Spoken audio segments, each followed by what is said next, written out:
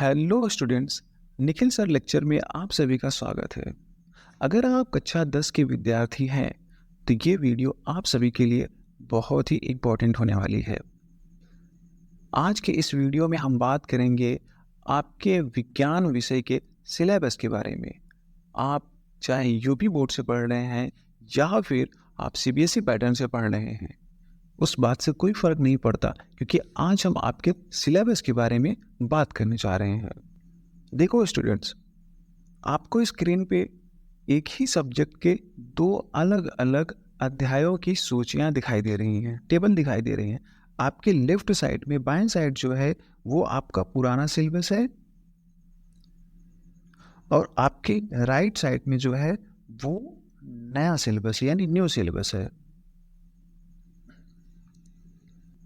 अब हम जानते हैं कि पहले आपको कितना चैप्टर पढ़ना पड़ता था और आपको नए सिलेबस में कितना चैप्टर पढ़ना पड़ेगा। देखो स्टूडेंट्स, पुराने सिलेबस में आपको कुल 16 चैप्टर्स पढ़ने पड़ते थे, यानी आपको 16 अध्याय पढ़ना पड़ता था। नए सिलेबस में आपको सिर्फ 13 अध्याय ही पढ़ने पड़ेंगे, यानी आपको नए सिलेबस में 3 चैप्टर कम पढ़ने पड़ेंगे। अब हम बात करते हैं कि आखिर वो कौन कौन से अध्याय हैं जो नए सिलेबस में काटा गया है, यानी कि हटाया गया है उसे एनसीईआरटी के द्वारा। देखो स्टूडेंट्स, पहले आपको रासायनिक क्रियाएं एवं समीकरण अध्याय को पढ़ना पड़ता था। आज भी आपको नए सिलेबस में भी पढ़ना पड़ेगा। पहले आपको अम्ल, क्षारक एवं लवण पढ़ना पड़ता था। आज भी नए सिलेबस में भी आपको अम्ल, क्षारक एवं लवण पढ़ना पड़ेगा। पहले भी आपको धातु एवं अधातु अध्याय पढ़ने को मिलता था। आपको नए सिलेबस में भी धातु एवं अधातु पढ़ने को मिलेगा। पहले भी आपको कार्बन एवं उसके यौगिक पढ़ने को मिलता था। नए सिलेबस में भी आपको कार्बन एवं उसके यौगिक अध्याय पढ़ने को मिलेगा। पहले पुराने सिलेबस में आपको तत्वों का आवर्त वर्गीकरण पढ़ने को मिलता था, लेकिन नए सिलेबस में आपको तत्वों का आवर्त वर्गीकरण पढ़ने को नहीं मिलेगा, क्योंकि एनसीईआरटी ने इसे अपने सिलेबस से हटा दिया है नए सिलेबस में। पहले आपको जैव प्रक्रम पढ़ना पड़ता था। नए सिलेबस में भी आपको जैव प्रक्रम पढ़ना पड़ेगा, क्योंकि एनसीईआरटी ने इसे हटाया नहीं है। पहले आपको नियंत्रण एवं समन्वय पढ़ना पड़ता था, यानी कोऑर्डिनेशन पढ़ना पड़ता था। आज भी आपको, यानी नए सिलेबस में भी आपको नियंत्रण एवं समन्वय पढ़ना पड़ेगा। पहले आपको पुराने सिलेबस में जीव जनन कैसे करते हैं वो चैप्टर पढ़ना पड़ता था। आपको नए सिलेबस में भी जीव जनन कैसे करते हैं पूरा का पूरा पढ़ना पड़ेगा। पहले पुराने सिलेबस में आपको आनुवंशिकता एवं जैव विकास पढ़ना पड़ता था, लेकिन नए सिलेबस में आपको सिर्फ और सिर्फ आनुवंशिकता को पढ़ना है, यानी आनुवंशिकता को यानी हेरिडिटी को ही पढ़ना है, इवोल्यूशन को पढ़ना नहीं है, क्योंकि एनसीईआरटी ने आपको ये जो टॉपिक है जैव विकास, ये इसको हटा दिया है। पहले आपको फिजिक्स में ये प्रकाश, परावर्तन तथा अपवर्तन चैप्टर को पढ़ना पड़ता था। आपको नए सिलेबस में भी इस चैप्टर को पढ़ना पड़ेगा। पहले आपको मानव नेत्र तथा रंग बिरंगा संसार पढ़ना पड़ता था। आज भी मतलब इस नए सिलेबस में भी आपको ये पढ़ने को मिलेगा।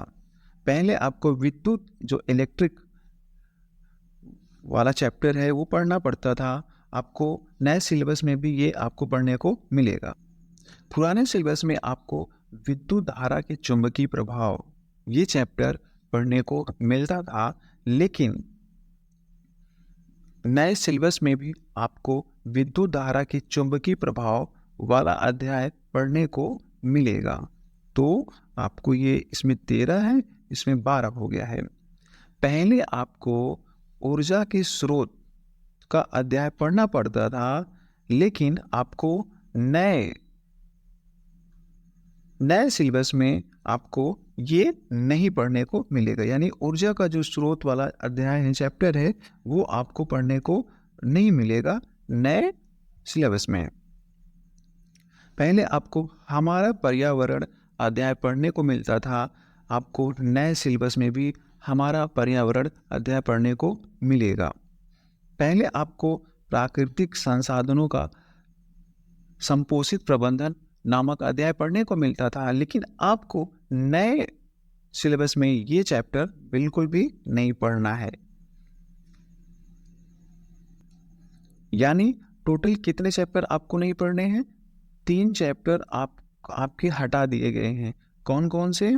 एक केमिस्ट्री का जो है आपका तत्वों का आवर्त वर्गीकरण, ये चैप्टर नहीं पढ़ना है। दूसरा हो गया आपका, दूसरा चैप्टर है आपका ऊर्जा के स्रोत, यानी ऊर्जा का स्रोत वाला जो अध्याय है उसको नहीं पढ़ना है। तीसरा अध्याय है प्राकृतिक संसाधनों का संपोषित प्रबंधन, यानी ये 3 चैप्टर ही आपको नहीं पढ़ने हैं।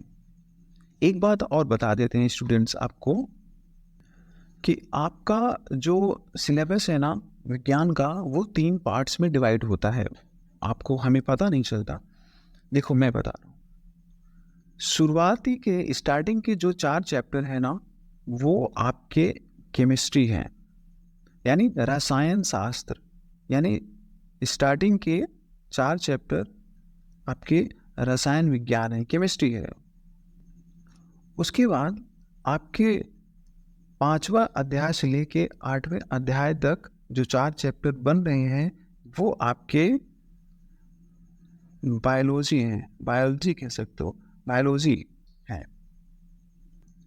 फिर उसके बाद आपका 9वें अध्याय से लेकर 12वें अध्याय तक आपका जो है वो फिजिक्स है, यानी भौतिक विज्ञान आपका है। ठीक है। उसके बाद हमें आपका जो 13वां चैप्टर है, 13 नंबर का जो चैप्टर है, वो है इन्वायरमेंट। इसके बारे में आपको पढ़ना है। तो स्टूडेंट्स, ये रहा आपका पूरा नया सिलेबस का ब्यौरा। उम्मीद करता हूँ कि ये वीडियो आपको पसंद आया होगा। अगर ये वीडियो पसंद आया तो आप इसे अपने सारे फ्रेंड सर्कल में शेयर कर दो, लाइक कर दो और सब्सक्राइब कर दो। और वीडियो अच्छा लगा हो एक बार फिर से लाइक कर दो। Thank you.